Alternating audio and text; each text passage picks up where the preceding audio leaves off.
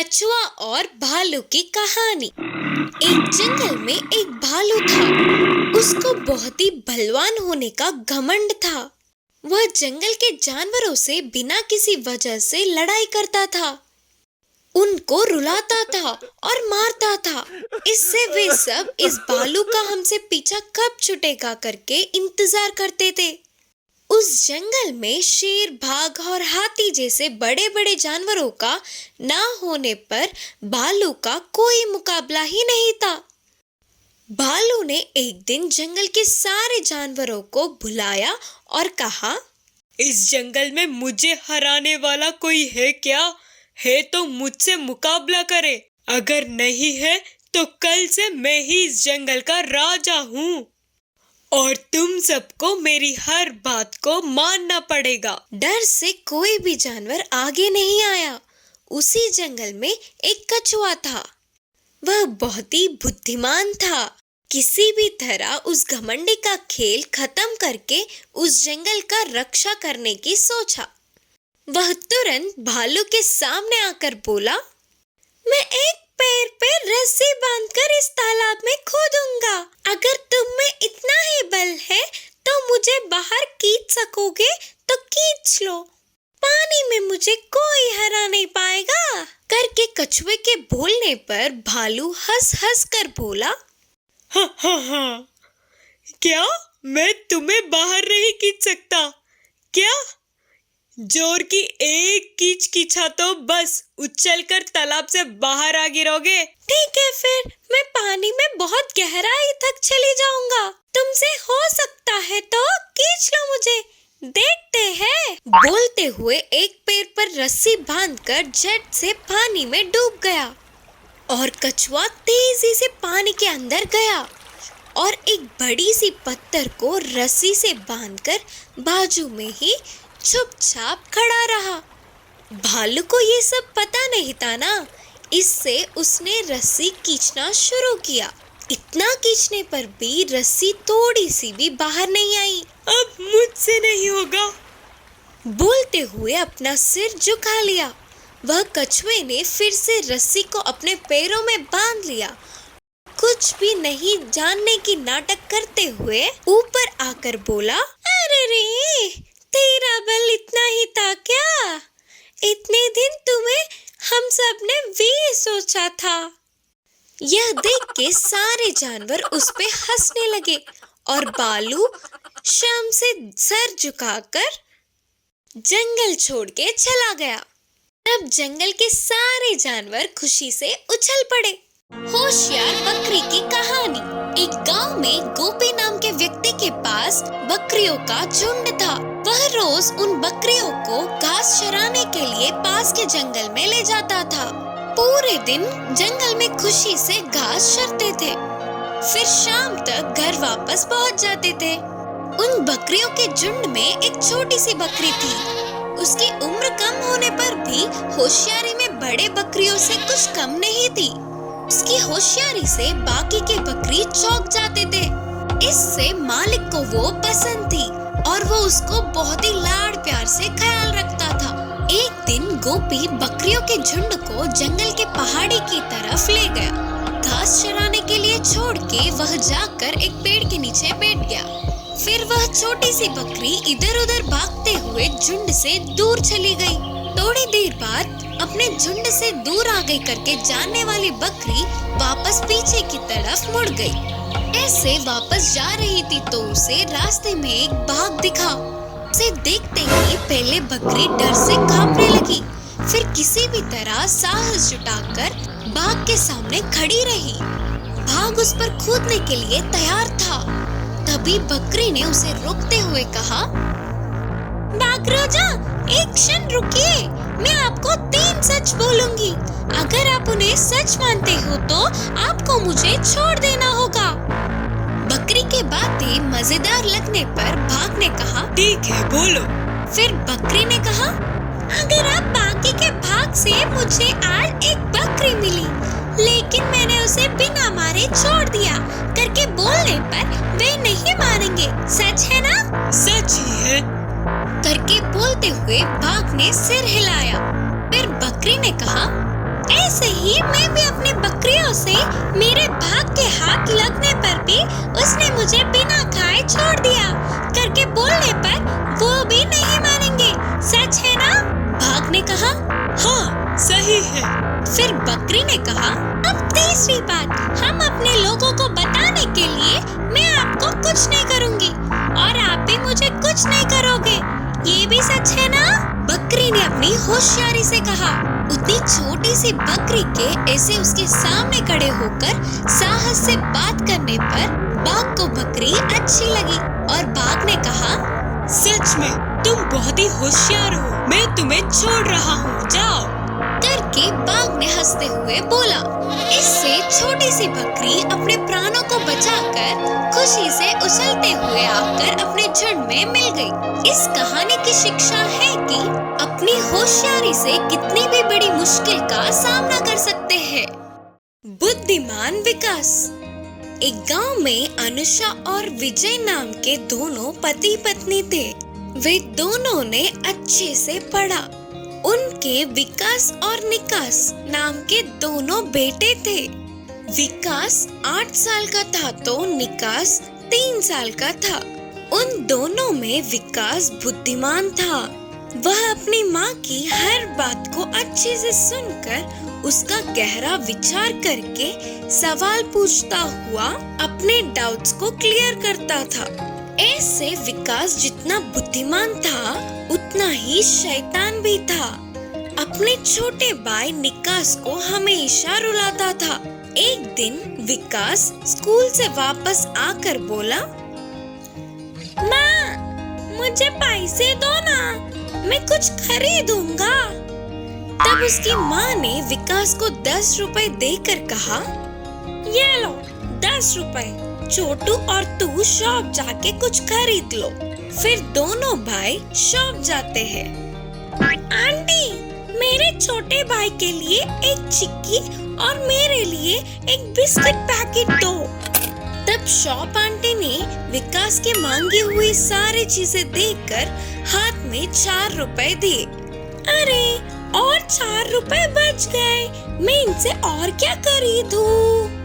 Aunty, इन 4 रुपयों से 2 मिठाई दे दो करके बोलकर उन्हें लेकर बाहर आके, छोटू तू ना चिक्की खा।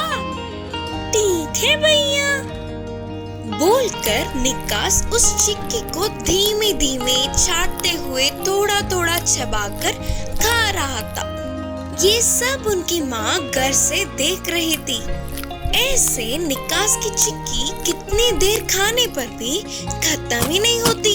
इतने में विकास बिस्किट पैकेट के सारे बिस्किट्स खा लेता और मिठाई भी एक खाकर बस दूसरा खाने ही वाला था। ये क्या विकास, अपने छोटे भाई को 1 रुपया दिलाकर तूने सारे रुपए खरीद लिए? ये गलत बात है ना? माँ, छोटू को ब्लड नहीं है करके डॉक्टर ने कहा था ना, और चिक्की खाने से तो ब्लड आता है, इसीलिए छोटू को मैंने चिक्की दिलाया। बोलकर विकास ने अपनी बुद्धि से जवाब दिया। विकास के इस जवाब से उसकी माँ को पहले गुस्सा आने पर भी मन में विकास को पाठ पढ़ाना ही होगा करके निर्णय किया। एक दिन अनुषा गुड़ की मिठाई बना रही थी। तब उस स्वादिष्ट खुशबू को पहचानने वाले विकास और निकास, माँ मुझे दो, मुझे दो, माँ मुझे दो मिठाई, माँ मुझे दो मिठाई। रुको रुको, गरम है, हॉल में जाकर बैठो, मैं प्लेट में डालकर लाती हूँ। चलो रे छोटू, हम जाकर बैठते हैं, माँ ले आएंगे ना हमारे लिए करके बोलकर अपने छोटे भाई को लेकर हॉल में बैठे इंतजार कर रहे थे। थोड़ी देर बाद उनकी माँ दोनों प्लेटों में मिठाइयाँ रखकर लाई। तो विकास अपने आप को रोक न पाते हुए विकास अपने प्लेट को लेकर देखा तो उसके प्लेट में बस एक ही मिठाई थी। वही उसके छोटू का प्लेट मिठाइयों से भरा था। माँ! यह देख विकास गुस्से से अपनी माँ से कहा, क्या हुआ मेरे बच्चे? फिर विकास ने गुस्से से कहा, माँ, क्यों आपने तुमने छोटू को इतने सारे मिठाई दिए और मुझे बस एक ही दिया। हाँ बेटा, छोटू को ब्लड नहीं है ना, और गुड़ खाने से ब्लड आता है, इसीलिए छोटू को इतने सारे मिठाई करके जवाब दिया। तब विकास को अपनी गलती का एहसास हुआ और विकास अपने मन ही मन सोच रहा था कि अरे रे, अगर मैं छोटू को एक बराबर दिलाता तो मुझे भी मिठाई उसके बराबर मिलती। सही है ना माँ? बोलकर उस एक ही मिठाई को थोड़ा थोड़ा करके खा रहा था।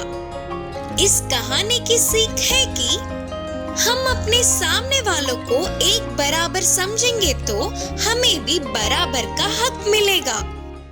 एक जंगल में दो बंदर रहते थे। उन दोनों बंदरों में एक लंगड़ी थी तो दूसरी अच्छी बंदर। ये दोनों रोज दोस्तों की तरह एक ही जगह रहते थे, पर अच्छी बंदर को थोड़ा घमंड ज्यादा था। लंगड़ी बंदर को हमेशा चिढ़ाती रहती थी। एक दिन अच्छी बंदर पेड़ पे चढ़ के फल तोड़ के लंगड़ी बंदर के सामने बैठ के खा रही थी। तब भूखी लंगड़ी बंदर ने पूछा, अच्छी बंदर, मुझे भी थोड़ा फल दो ना, भूख लगी है। तुम्हें और फल? मैं मेहनत करके पेड़ पे चढ़कर तोड़ लाई, तुम्हारा लंगड़े पेड़ से चढ़कर तुम ही ले लो। मेरा पैर टूट गया ना, पेड़ चढ़ने नहीं आता। इसीलिए तो तुम्हें लंगड़ी बंदर बुलाते हैं। लंगड़ी बंदर, तुम्हें फल चाहिए ना? फल वल नहीं, कुछ नहीं मिलेगा, जाओ यहाँ से। लंगड़ी बंदर। बोलते हुए चिढ़ाकर अच्छी बंदर हंस रही थी। अच्छी बंदर की बातों से लंगड़ी बंदर रोते रोते वहाँ से दूर जाके एक छोटे से पत्थर पर बैठती है। फिर उसे एक छोटा सिक्का मिलता है। फिर रोते रोते बड़े पत्थर बैठे तो उधर बड़ा सिक्का मिलता है।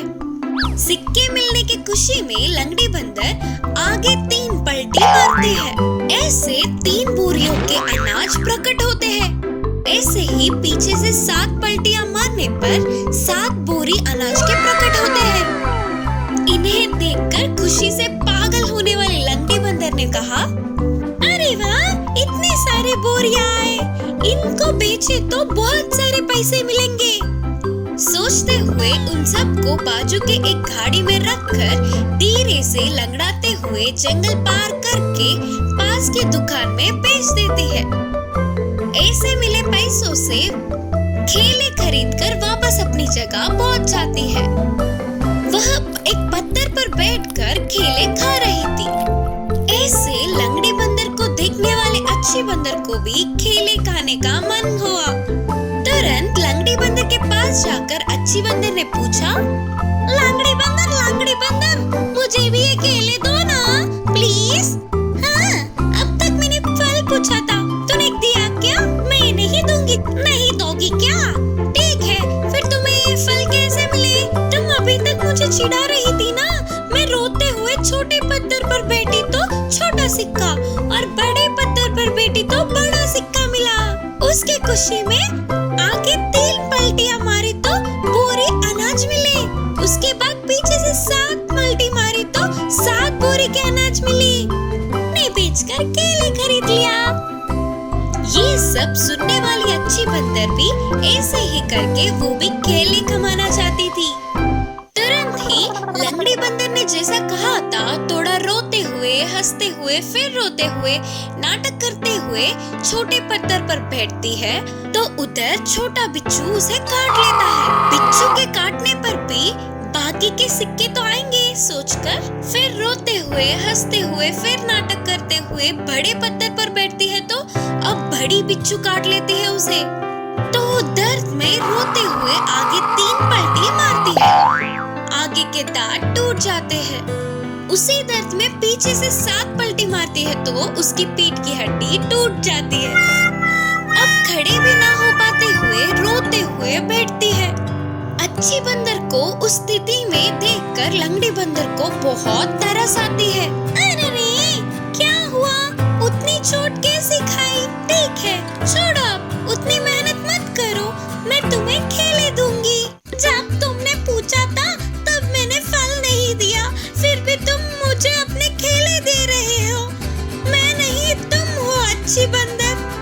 तब से उसकी घमंड ठिकाने पर आकर दोनों अच्छे दोस्त बने।